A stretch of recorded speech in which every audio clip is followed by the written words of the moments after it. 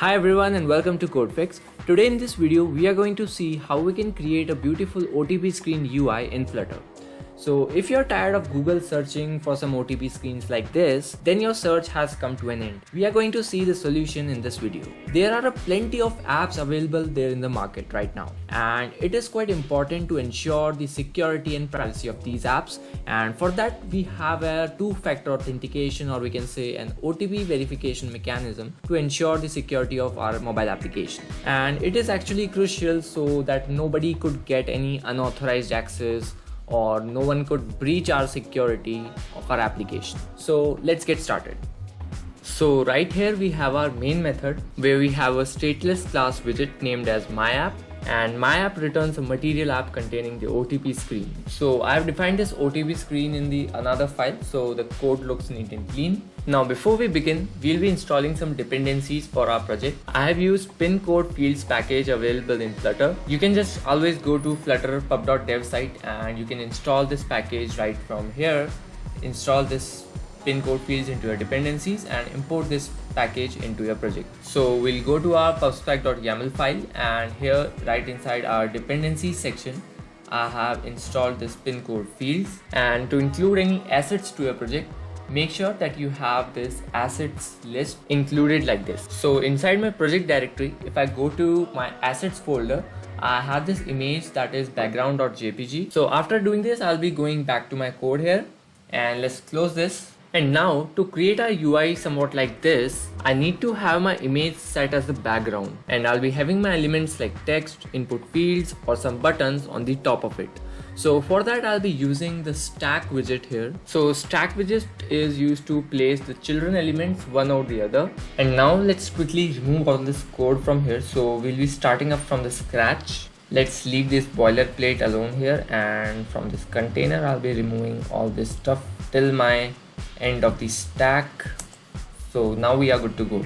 So here we have a stateful class widget named as OTP screen. We'll be using a string that is the OTP code for our input field OTP. For the first thing, we need to implement the background image. So inside our stack, as our first element, we'll be having a container, and this container will be containing the background image. So here we have a container, and we'll be having its child as image.asset. Now we have our assets defined in this assets folder. So I'll be writing this path here, and we'll be just using a string, and I'll write assets/background and the extension of that image, that is the JPG. So I'll write JPG, and here we got our image. So let's align it properly. So let's give some property to this image widget, and I'll be pasting up these properties right there. And so we have defined some height, width and a fit property which says boxfit.cover, so it will cover up the whole screen. Now the next element for our stack will be a text that says verify your phone number. So right here I'll be writing up the text here. So let's wrap up this text inside a column widget, and let's give it some padding to this column. Give it a symmetrical padding of 24. And so we have our text here, but it's on the top. We need to bring it to the center. So for this column I'll be writing main axis alignment and main axis alignment dot center, so our text gets in the center. And now let me add a few more elements to it.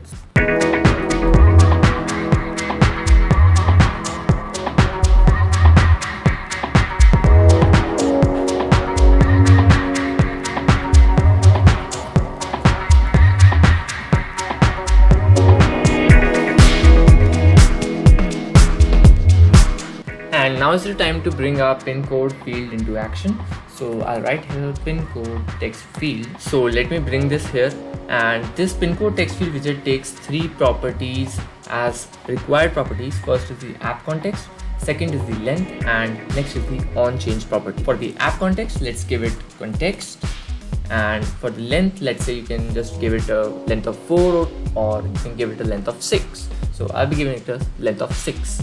And an onChange is a function that will determine its onChange property. So for now, let's make it empty, and here we have a comma. You can see some OTP pin fields here, but it doesn't look good to us. So let's do some modification, add some properties to this widget.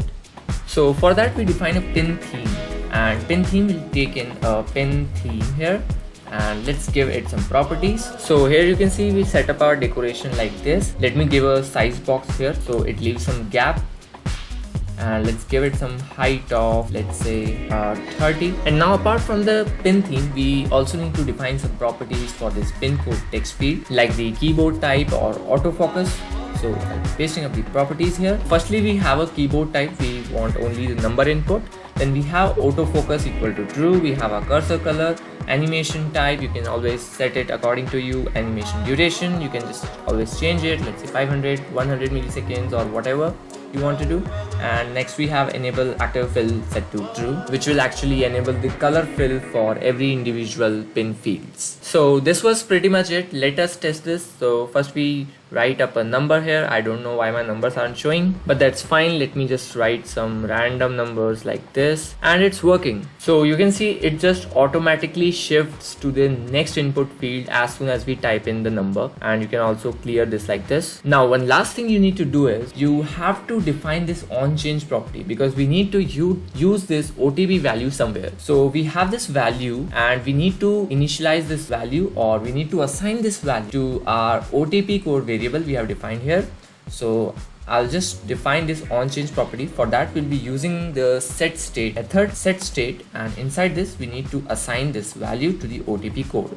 So we'll just type in OTP code is equals to value, and we are good to go. So this is pretty much it. Let me also tell you that this is the first part of this video. In the upcoming videos, we'll also cover how to do OTP verification using Firebase. We'll also see how we autofill the OTP without manually typing in the field. So if you want to cover these parts and have a detailed understanding, make sure you subscribe to the channel and stay tuned. If you like this video, hit the like button, consider sharing it, and subscribe to the channel. Thank you.